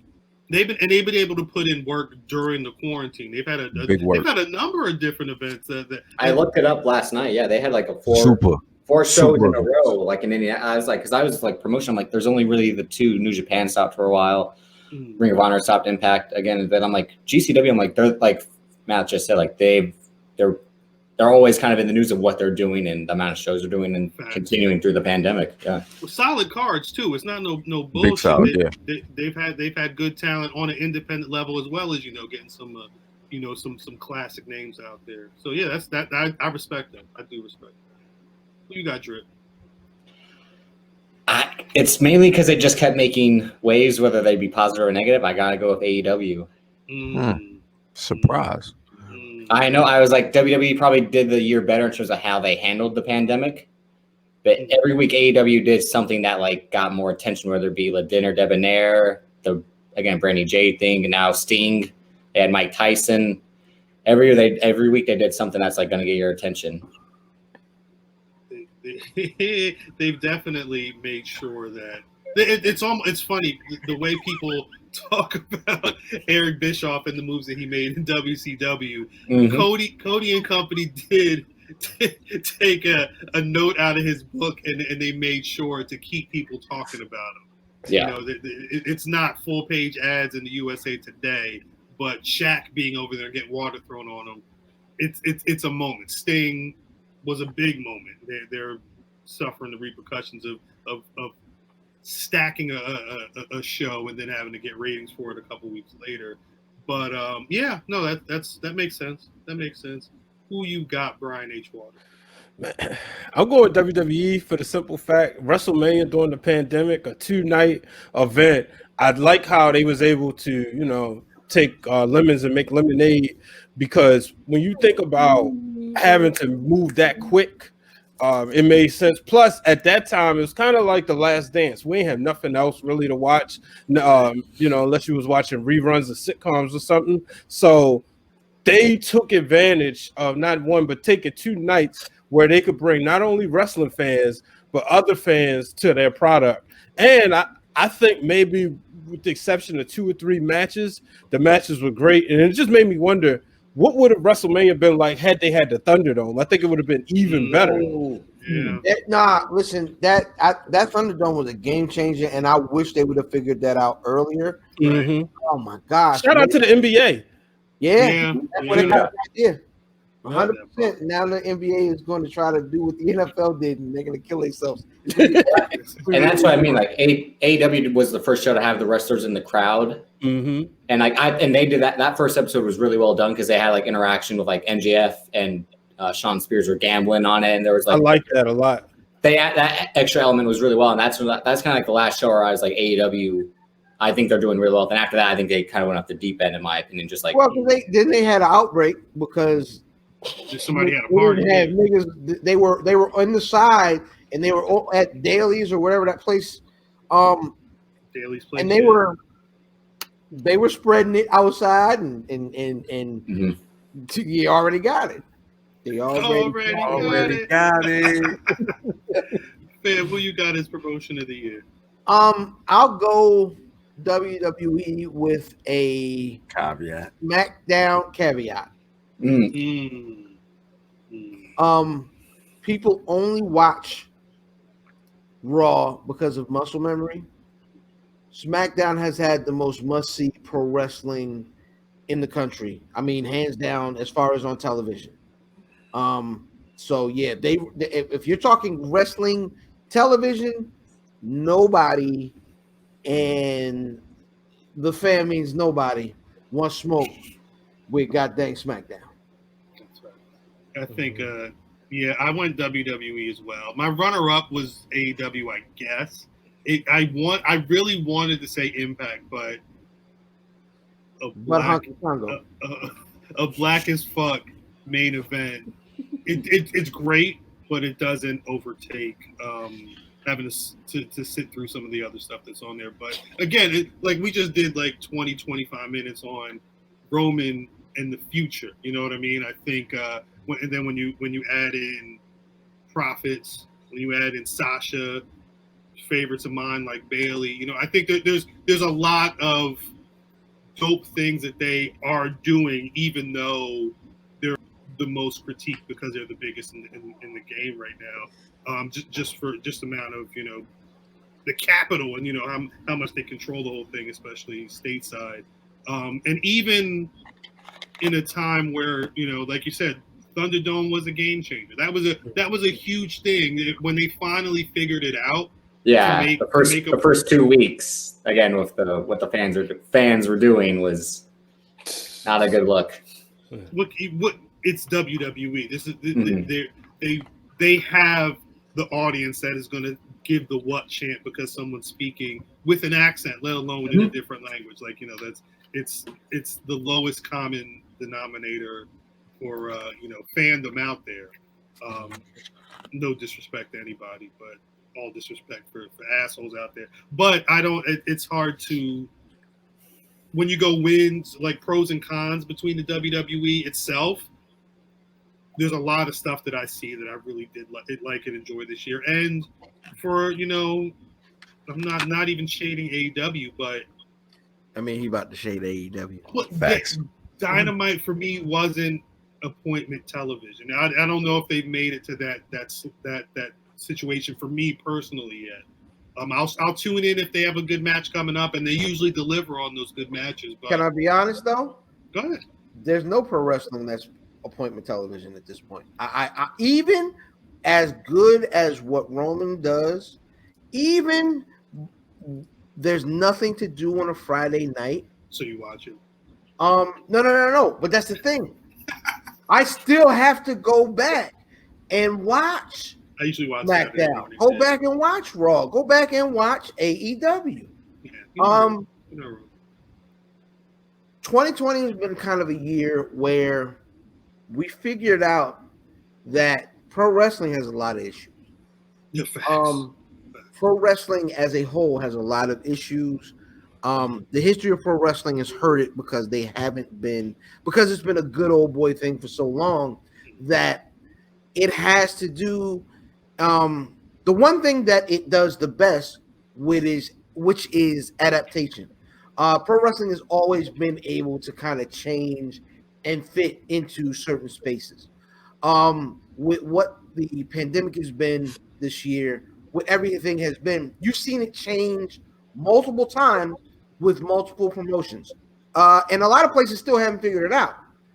But I think you see that pro wrestling is a form of entertainment for us that kind of gets us through something like this by watching them grow, not watching them be, if you understand what I mean. That's what's up. That's a good way to put it. I did not mention this to you guys, but I want to spring it on you anyway. Normally, every week we do a Black Wrestler of the Week. Huh? Do y'all have a Black Wrestler of the Year? And if it's not Chris Bay, why not? No, I'm just kidding. Because I like Trisha Dora's Instagram stories better. I'm going Trisha Dora. This nigga's horny. Piece of Trisha Dora. This nigga horny. No, that's not normally, where I Brian, go. Brian H. Waters, you got a Black Wrestler of the Year? Man, that's tough. So to Trisha Dora, obviously, I think he horny definitely. Horny I mean, Matthew better not say that when I say mine. I swear. making history, but I'm gonna go with MVP on the simple fact of what he's done for other Black wrestlers. He's Cedric Alexander. There's no doubt about it.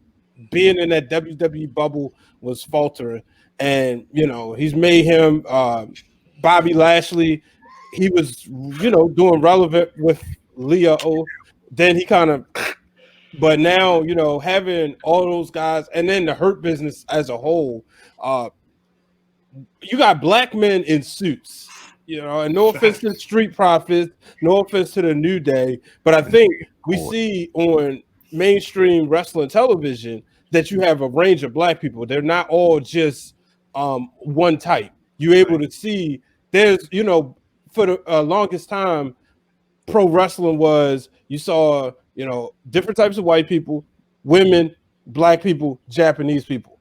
But now you're getting to see, hey, all black people don't act the same. We knew that. Finally, Vince understands that his sponsors and his partners know that, as he's been able to show it. Because I think a lot of times people give the heat to Vince, rightfully so.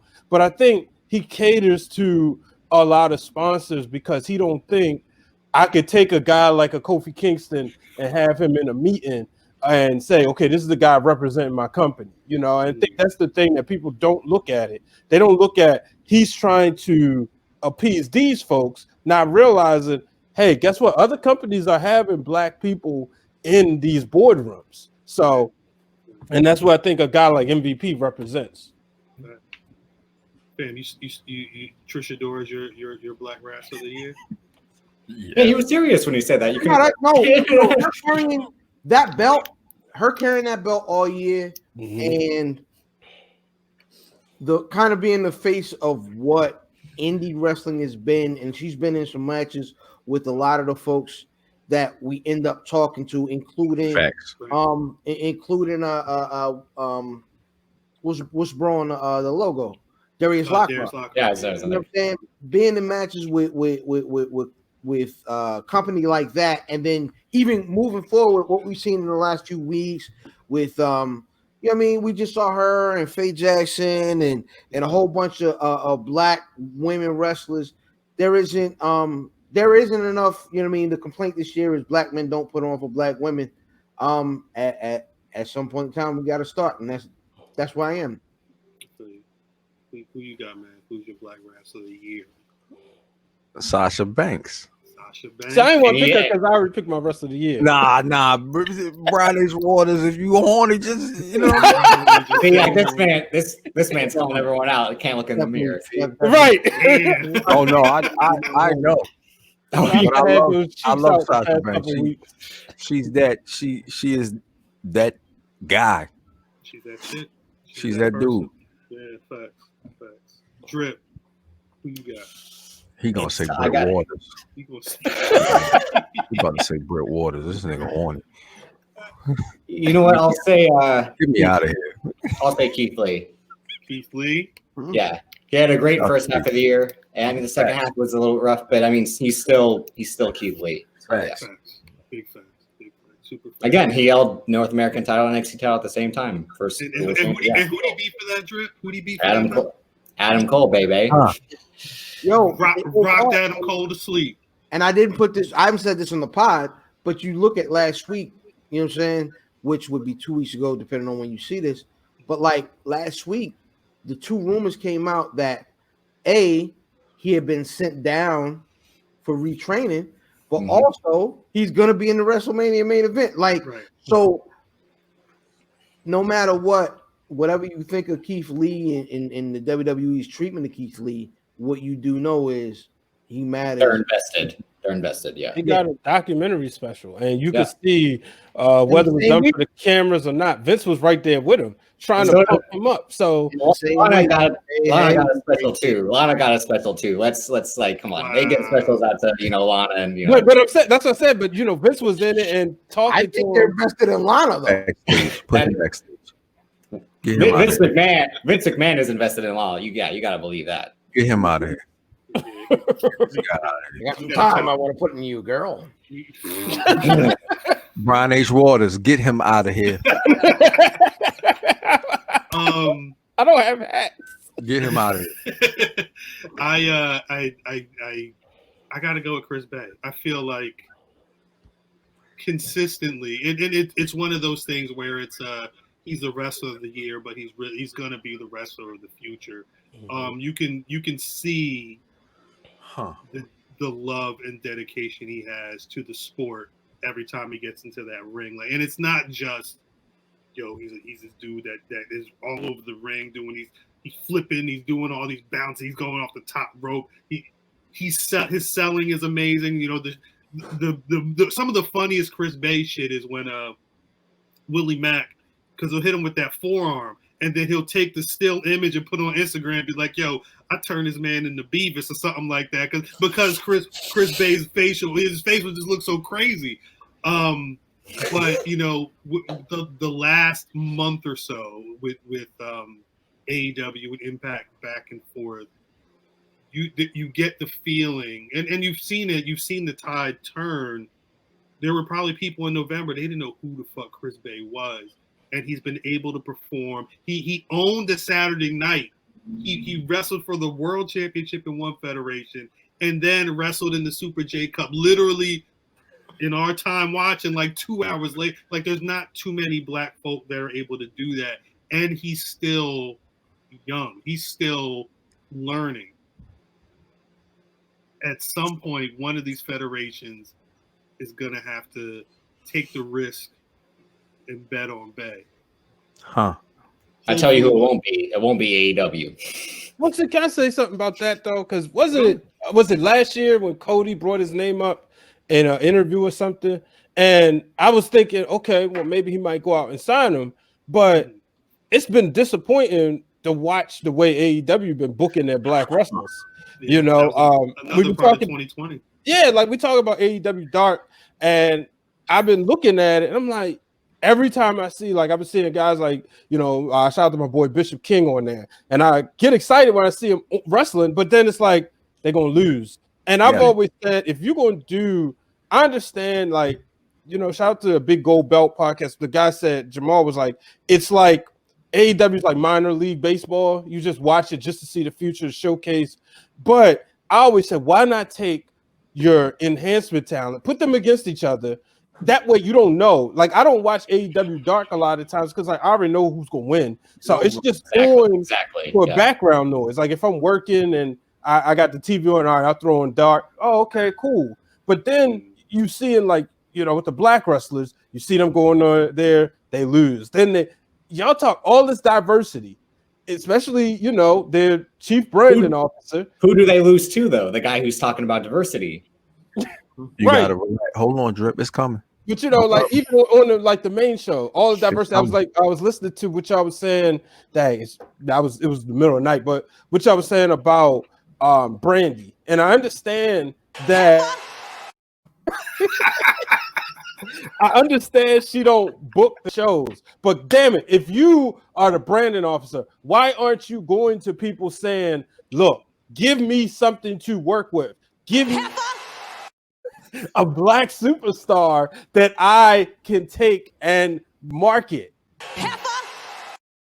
We didn't, and no, I don't want to see Scorpio Sky. Talk about it. I don't like. To me, yeah, he was right there, but then he faltered against. So what about a guy like Hobbs? Or you got all these black wrestlers. Look at Private Party. Don't job them out to the Young Bucks. Yeah, they beat the Young Bucks before. Why not market them? You can if y'all so big about tag team wrestling, market these guys. Keep them away from the belts right now, but market them as winners. Market their personalities. Get their action figures. Give them some merch. Market your black wrestlers. Because they're not. WWE's beating them right now, and they were supposed to be the new kid in town. But MVP's going out there doing way better than what AEW's doing with their black wrestlers. Drop your mic, Brian H. Drop your mic, Brian H. And thank y'all for letting me use the Black Wrestler Podcast as a platform. It's the only place you gonna say nigga. Drop it. Drop it. I told y'all niggas. This the thing, because I know and that's funny and it's hilarious, but again, I think people forget that and I feel like we just spent about 2 hours doing it. We know this shit and we can have these conversations, and the merch, look, the merch is fire. I understand not Chris Brown being like, yo, I need to get something, but we're more than that. I'm not mentioning his name here. Hey, no. Hey, understand. I understand and respect that you like how the merch looks. Just understand you didn't get it, you know what I'm saying, when it came out. So price of the brick going up.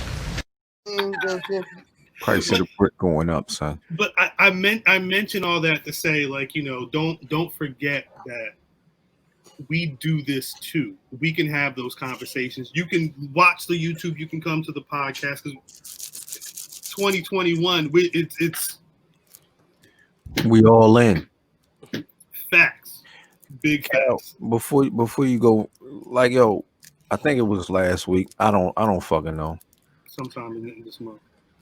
Keep trying to tell niggas that it's only so long you gonna be able to not recognize the talent that is before your eyes. Right. You know what I'm saying? You put us all on Dark, or you got us all wrestling independent. Pretty soon you're going to have to let these people in. Right. Motherfuckers say that Vince McMahon has an idea of what a heavyweight should look like. Every time I see Will Hobbs, that's it. Why is he with Sting? Are you serious? Right. He's going to kill you. Right. He is going to kill you, Sting. Yeah, that man will murder you in real life and in the kayfabe world of pro wrestling. Stop playing. Stop Bay Area. playing. You got Big E. We know that's coming. Need to. You got Keith Lee. We know that's coming. Chris Bay, we been knowing you was coming, son. Try to tell him. Son, there's nothing you can do. Yeah. You just open the door. Exactly. You either Leon open Ruff. the door. Leon Ruff. Exactly. Look, you open the door or you get out the way because get out the way. Because folks is coming through. And that's why I want to give y'all shout out for doing this, you know. And what I like to see is Black people sticking together. That's why I appreciate the invite. You know, I listened to the episode with the Black Wrestling Announce Table. You know, I like to see us sticking together because we can make a difference. Survivor, it was the no, not the Go Home SmackDown, but SmackDown 2019 in Philly. Me and my coworker was there for American Heart Association event, and it was just the timing worked out that Friday night. I said, "Hey, you want to go to wrestling tonight?" She don't watch it, but she wanted to go, and she's a white woman, and she goes, "Dag, Brian, I didn't know. I thought you was the only Black person that liked wrestling." Now we in the seats, and she see all Black families, whatnot.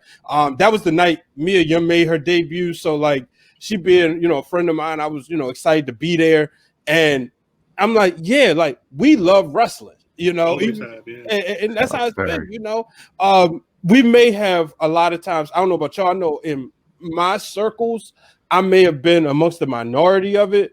It was after high school, shout out to my co-host Dwayne.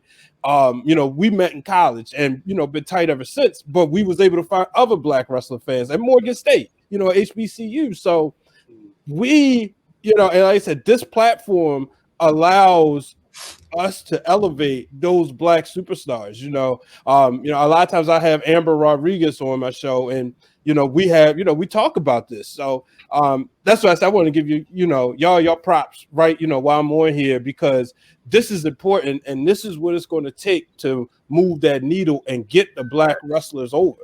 Right. Facts. Salutes to the wrestlers that understand that.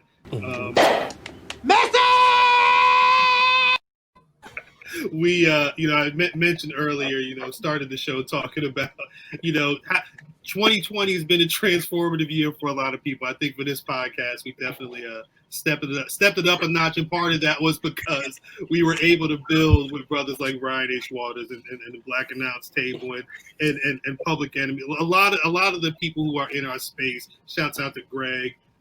Piece of the delegation. But I think that sense of community has been real. Mm-hmm. With the quarantine, if this quarantine was going on, who knows if we would even, been able to link up with a Britt Waters or something like that. It's like shout out to her, always talking about putting over the Black creators, the Black content creators. It's a beautiful thing, and I think we are all, like Brian said, we're all different, but we all need to stick together and amplify each other's voices. Memphis, you good? I want to say, I hate Brian H. Waters for giving this nigga the opportunity to just lobbed it over there. To have all of this shit pop up during the fucking show. Motherfucking we said you can't give niggas technology. You cannot give niggas technology. You change the game. You change the game. StreamYard wasn't ready for this. They didn't know this was going to happen. That's it, yo. We about to get out of here. Brian H. Waters, please let the people know where they can find you. Wherever they can find you, social media, website, podcast, let them know. So y'all can find me at Brian H. Waters and at Wrestling Wrealm. Realm spelled with a W. Shout out to my mother. That was her idea to keep the alliteration. And check out the podcast, Break It Down with Brian H. It's going on a little bit of a hiatus, but next year is the 10th year of the Wrestling Wrealm. So the real Dwayne Allen and I, we got a lot of things planned. So we get ready to go into production for a lot of that stuff.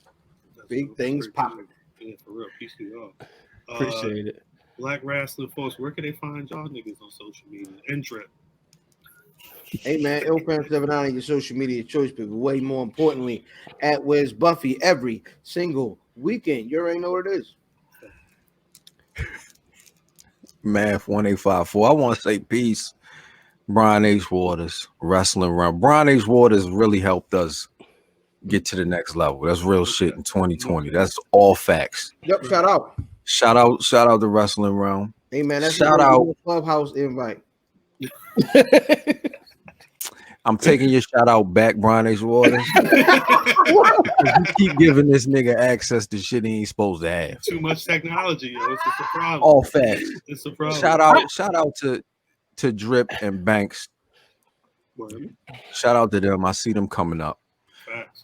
Shout out to the announce table. Shout out to Greg. You know, shout out to delegation. Shout out to fam. Shout out to Cal. These is my brothers. I don't give a fuck what y'all say. You're never going to break this up. Right. You're never going to break this up. Imagine that. That's it, man. 1854. The culture can't afford that. Nah. That's big fact.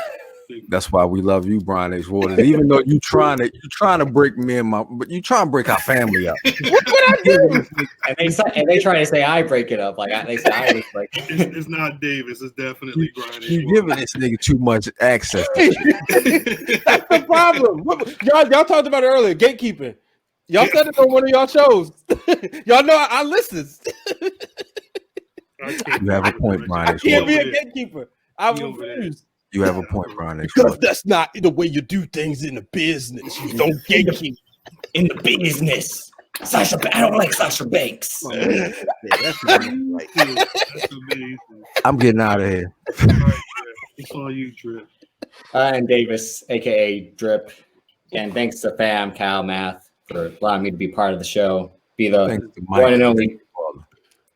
Thanks, my dad, for again introducing me to wrestling. Sure. Again, Father's Day special. I'll have my dad on. I'll try to get him on the show. You said it on the pod. It's about to happen. It's going. Yeah. If Mike comes on the show, this will be the first time he gets called nigga in his life. I don't know. Again, he grew up in Pittsburgh, California, so he grew up in Pittsburgh. Yeah, I ain't never heard of that. Nigga, what is Pittsburgh, California? Shout out to Public Enemies. Shout out to Public Enemies. They know. They know. They know what Pittsburgh, California. It's my favorite animal. It's kind of my favorite. But again, it's a half lion. Like first time he gonna be called white nigga. Love these white niggas, man. They cool. Sorry, Cal. It's all good. But yeah, for being the one and only true stat guy. Again, fuck all the branches. Nah. I gotta hold you down in public, my nigga. Putting me at risk, somebody. Don't put me at risk. Wow. Christ, I got kids, man. I got children. I got mouths to feed. I'm at Cal on Twitter. At Black Rasslin on Twitter, Facebook, and Instagram. Oh, yeah, BlackRasslin.com is the website. And as always, you can find the Black Rasslin podcast on SoundCloud, Spotify, Apple Podcasts, Google, wherever you get podcasts, just do a search. We there. We on YouTube. I'm serious. Y'all need to run those YouTube numbers up. Run the numbers up, man. This shit ain't stopping no time soon. And I want to make sure y'all locked in so you're not complaining about missing some amazing shit. And trust, there's some amazing shit that's going on. Yo, I do both sometimes. Because sometimes I'm watching y'all and I got to run. So I'm like, all right, cool. Let me figure out the time code. Then I'll put it on the podcast. I'll put it on Spotify and then head out to where I'm going.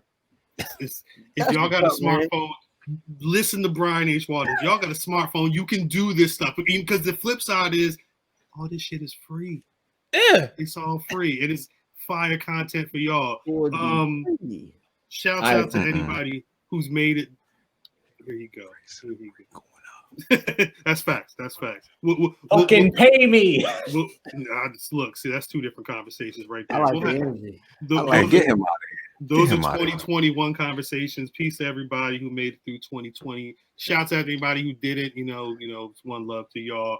And it's just gonna keep going. We'll catch y'all next year. Next year. Peace. Peace. Peace.